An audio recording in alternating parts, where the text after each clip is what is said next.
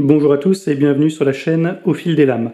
Alors d'abord je voulais m'excuser pour la vidéo précédente que je vais effacer, qui sera sans doute effacée d'ailleurs au moment de la publication de celle-ci, parce qu'effectivement avec le bruit du vent c'était complètement inaudible et bon, je suis désolé d'avoir présenté une vidéo d'une qualité qui n'était pas du tout à la hauteur, donc merci aux commentaires de Max notamment qui était très pertinent et surtout hyper courtois compte tenu de la qualité de la vidéo. Donc voilà, je vous représente quelque chose, j'espère, d'un peu plus qualitatif, en intérieur cette fois-ci, loin du vent, et j'essaye de parler un petit peu plus fort. Je reprends encore une fois, parce que c'est important, cette histoire de confinement, à l'heure où le coronavirus commence à faire de plus en plus de victimes dans notre pays et surtout dans le monde entier. Donc comme vous, je reste bien au chaud à la maison ou dans le jardin à l'extérieur. J'ai la chance d'avoir un extérieur pour éviter la propagation du virus. Pour en revenir à ce qui nous concerne aujourd'hui, la comparaison entre le Mora Compagnon et le Fiskars K40. Donc on a ici deux couteaux qui vont être d'un gabarit relativement identique en termes de taille, puisqu'on a ici un Mora Compagnon que beaucoup d'entre vous connaissent, qui va faire à peine moins de 22 cm, 21,8 cm pour être précis. Un Fiskars K40 qui va être de l'ordre de 21,5, donc un gabarit sensiblement identique. Un manche de 12 cm pour à peine moins de 12 cm sur le Fiskars. Et une lame de quasiment 10 cm sur le Mora Compagnon, 9,5 sur le Fiskars K40. Là où la différence va se jouer, c'est que sur le Mora, on a un tranchant qui va être de l'ordre de 10,5 cm pour 9,6 sur le Fiskars, donc quasiment quand même 1 cm de différence entre les deux.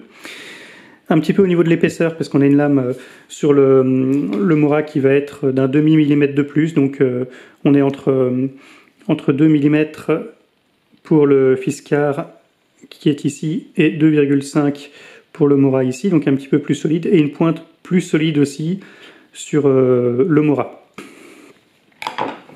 Autre point de différence assez important, le Fiskars, avec son manche creux, ne va peser, étui compris, que 70 grammes, pour un couteau seul à 55 grammes, là où le Mora va être beaucoup plus lourd, 120 grammes avec l'étui et 85 pour le couteau seul.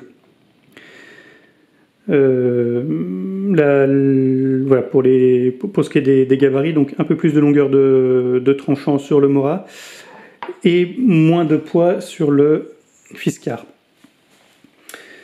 La qualité d'acier aussi va être différente entre les deux. On a ici un acier Sandvik 12C27 qui est un acier inox d'assez bonne facture, en tout cas qui est de qualité satisfaisante, qui offre un tranchant et une facilité d'affûtage assez importante, une conservation du tranchant tout à fait correcte. Et ici le Fiskars, comme je le disais dans la vidéo précédente, qui offre un acier inox dit de haute qualité, sans qu'il y ait de précision réellement sur la qualité de l'acier, ce qui, vous le savez maintenant, est un gage quand même d'un acier plutôt médiocre. Et effectivement, à l'affûtage, on retrouve un petit peu cette médiocrité d'acier, parce qu'on a un acier qui coupait très bien en sortie de boîte, qui est assez difficile alors pas difficile à affûter, mais difficile pour retrouver en tout cas le tranchant initial. Je n'ai pas réussi à le retrouver aussi bien, même si la qualité de coupe reste tout à fait correcte. Donc voilà, après la qualité de l'acier, je pense, reste bien inférieure sur le Fiskars, en notant quand même qu'on est sur deux couteaux qui sont dans une gamme de prix tout à fait équivalente, de 10 à 12 euros pour le Fiskars, et de la même chose pour le Mora Compagnon dans sa version inox. On a des profils de lame qui vont être identiques, alors quasiment plat, un tout petit peu tombant sur l'avant, donc un profil un peu tombant. Et deux variantes d'émouture plate partielle, ici une émouture plate sabre un petit peu plus haute, et sur le Mora Compagnon une émouture scandinave, donc une émouture plate partielle beaucoup plus basse. Concernant la qualité globale du couteau, on va avoir une prise en main que je trouve bien meilleure sur le sur le Mora. Une qualité de finition qui va être sensiblement la même sur les deux couteaux. Un manche sur le Fiskars qui est un petit peu plus gros, qui remplit un petit peu mieux la main. Alors j'ai testé quand même avec les mains mouillées, ça glisse pas tant que ça. Ça glisse pas tant que ça malgré le côté moins caoutchouteux du manche. Mais je trouve que le manche est un petit peu gros et un petit peu moins confortable que le Mora. Mais ça c'est un avis personnel. Un point important quand même à signaler, c'est que le manche du Fiskars est creux. On va l'entendre un petit peu quand je vais pouvoir taper un peu dessus. Donc on a la partie distale un petit peu qui est plutôt pleine. Et plus on s'éloigne, plus on entend que le manche est creux, contrairement à ce qu'on aurait pu trouver sur le Mora, qui est plein sur toute la longueur. Alors, qu'est-ce que ça change sur ces deux couteaux? La première chose, c'est que le Fiskars va flotter. C'est-à-dire que quand il est immergé dans l'eau, il va vraiment remonter à la verticale et mettre en visibilité son pommeau orange, ce qui va permettre de le retrouver un peu plus facilement dans des activités nautiques, en lac notamment, ou à la pêche éventuellement. Mais la contrepartie de ça, c'est qu'on a une soie qui va être beaucoup moins longue, ou en tout cas beaucoup moins solide, parce que je ne sais pas quelle longueur elle fait précisément sur le Fiskars. En tout cas, quoi qu'il en soit, le côté plein du couteau arrive à peu près à 1,5 cm, 2 cm du bord, donc quoi qu'il en soit, si la soie venait à dépasser cette partie-là, elle serait dans le vide, et donc on a une soie qui va être solidarisée au manche sur 2 cm à peu près, là où le Mora a une soie quasiment 3/4 dans du matériau plein, donc une solidité bien plus importante sur le Mora par rapport au Fiskars. Donc, pour les activités de jardinage, pour les activités éventuellement de randonnée, les deux feront extrêmement bien l'affaire. Le Fiskars est plus léger, ça peut être un atout pour certains. Maintenant, en termes de confort d'utilisation, de qualité de coupe, de rapport qualité-prix, de qualité d'acier, de qualité de prise en main, d'ergonomie, etc., pour moi, il n'y a pas photo entre les deux, le Fiskars est largement au-dessus. Ce qui fait que, y compris en cas d'activité nautique, moi j'aurais tendance à privilégier le Mora plus que le Fiskars, quitte à en avoir un deuxième pas trop loin en cas de perte. Compte tenu de la qualité du couteau et du prix, à mon avis, on peut se permettre d'en avoir un deuxième dans le sac à dos ou dans la voiture. Pour ce qui est des étuis maintenant, rapidement, on a un étui sur le Fiskars qui est extrêmement léger, qui est plutôt bien fait, assez souple, qui est du plastique bas de gamme, hein, mais qui joue très bien son office. Quand le couteau est dedans, il n'y a pas de jeu. Il ne tombe pas. Il n'y a vraiment aucun problème de rétention. Et on a, sur la partie basse de l'étui, un trou qui n'est pas tout à fait à la verticale, mais qui permet quand même de faire écouler l'eau suffisamment pour que la lame ne trempe pas dedans si jamais il devait y avoir de l'eau dans l'étui, ce qui est voilà, le rôle de ce trou, donc quelle que soit la position, en tout cas il joue bien son office. A noter quand même que le passant ceinture est fermé et d'assez mauvaise qualité. Je l'ai essayé sur une ceinture qui faisait à peu près la bonne taille, pile la bonne taille même d'ailleurs, et ça a tendance à abîmer un petit peu le cuir de la ceinture, donc vraiment un étui, un passant ceinture qui n'est pas formidable. Autre point de faiblesse, ça va être que le passant ceinture est assez souple, et on voit que le plastique commence déjà à blanchir, donc je ne miserai pas sur la durabilité de l'étui, mais en tout cas voilà, il est extrêmement léger, il fait son office, il permet une certaine souplesse au niveau de la tenue, et c'est à peu près tout ce qu'on peut demander à un étui, notamment pour un couteau qui pour moi va être à vocation de jardinage, donc qui va rester à la maison la plupart du temps finalement. L'étui du Mora que vous connaissez déjà, donc ça c'est l'étui de base, à la même propriété, un trou qui est très distal, donc qui permet l'écoulement total de l'eau, un clip ceinture qui lui est beaucoup plus rigide, un petit peu difficile, facile à mettre, mais un petit peu difficile à enlever à cause des crochets, mais qui fait très bien son office, qui tient très bien. Et puis surtout, comme me posait la question, Cyril me pose la question, c'est un étui qui est uniquement pour les droitiers.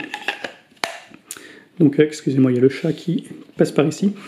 Donc il y a une très bonne rétention, sauve-toi un petit peu sale bête, qui a une très bonne rétention de base, pareil, il n'y a aucun problème, on est dans la même gamme de rétention par rapport à l'étui Fiskars, mais cet étui, donc, comme le Fiskars d'ailleurs, est uniquement conçu pour les droitiers.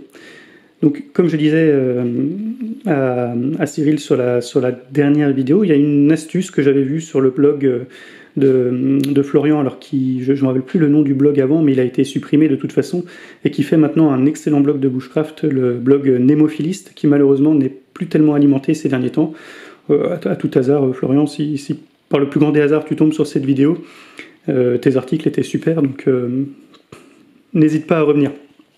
Et donc il proposait lui de sécuriser son Mora compagnon avec soit un petit élastique, là on a un élastique à cheveux, soit avec une corde, sauf toi le chat, soit avec une cordelette et un petit serre-cordon, donc qu'on peut utiliser assez volontiers.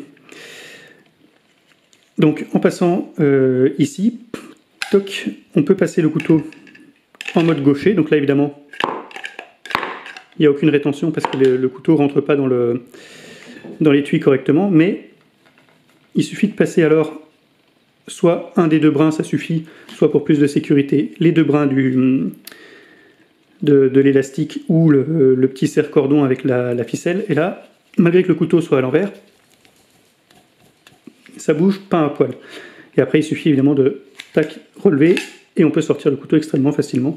Ça marche aussi pour sursécuriser le couteau en position droitier, mais à mon avis, c'est pas forcément utile.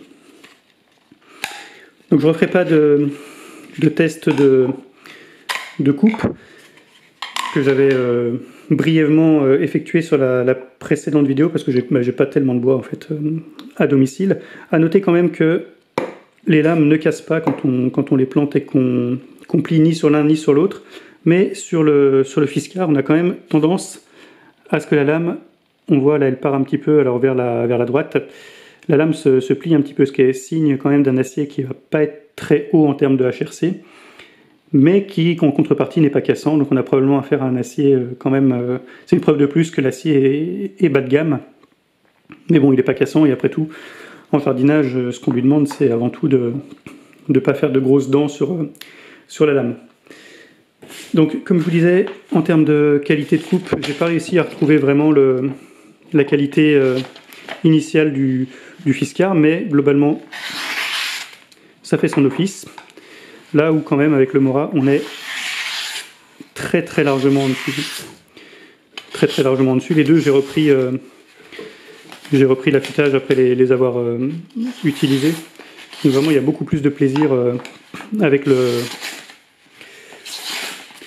Mora qu'avec le Fiskars. Hop, j'élimine un petit peu ça. Je reprends quand même le Firesteel parce que ça je l'ai, donc le Firesteel Decathlon, hein, je précise. Il faut mettre un point de colle ou un étui parce que ça tient absolument pas en termes de rétention de la pierre. Donc pour ce qui est du Mora, j'avais une qualité d'étincelle qui était assez médiocre. Vous voyez, bon alors là c'est encore pire que... Attendez, je vais me mettre, hop, un petit peu mieux. Tac.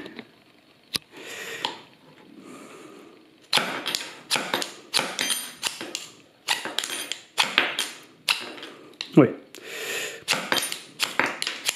Voilà, les étincelles d'extrêmement médiocre qualité, un tout petit peu meilleur avec le Fiskars. Mais ça reste assez médiocre en comparaison soit d'un acier inox, soit carrément du... Alors hop, la pierre se sauve un petit peu, soit on regarde de la pierre simplement, enfin du grattoir qui est fourni avec le Firesteel. Donc pour conclure un petit peu sur ces deux couteaux,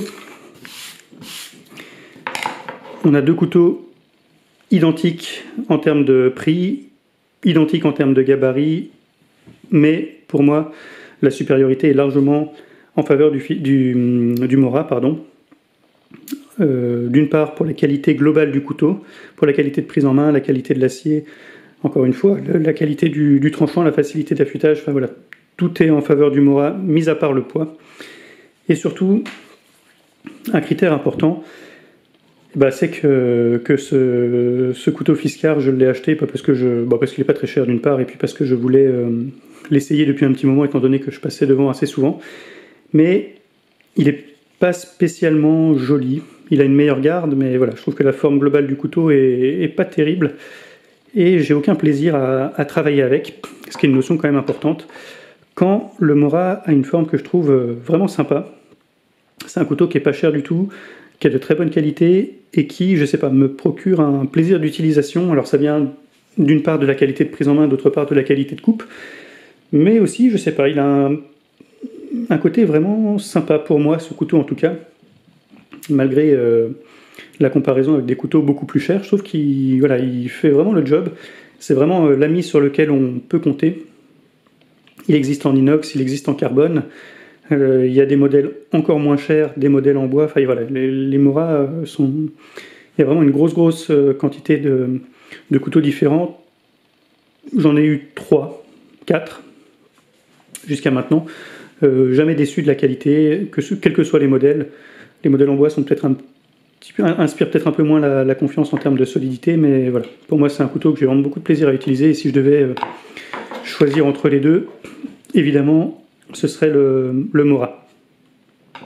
On me proposait également de comparer le Mora avec les couteaux Decathlon notamment. Alors c'est effectivement un bon outil de comparaison, je pense, parce qu'en termes de gamme de prix et de gabarit, encore une fois, on est dans quelque chose de similaire. Donc c'est quelque chose que je ferai avec plaisir une fois que le confinement sera levé. Voilà, écoutez, navré encore pour la dernière vidéo. J'espère que celle-ci sera de meilleure qualité malgré l'intrusion du chat, j'en suis navré. Et qu'au niveau du son, en tout cas, on est un petit peu mieux. Merci d'avoir regardé la vidéo. Et puis je vous dis à bientôt sur la chaîne Au Fil des Lames. Et surtout, prenez soin de vous et restez à la maison. À bientôt, salut.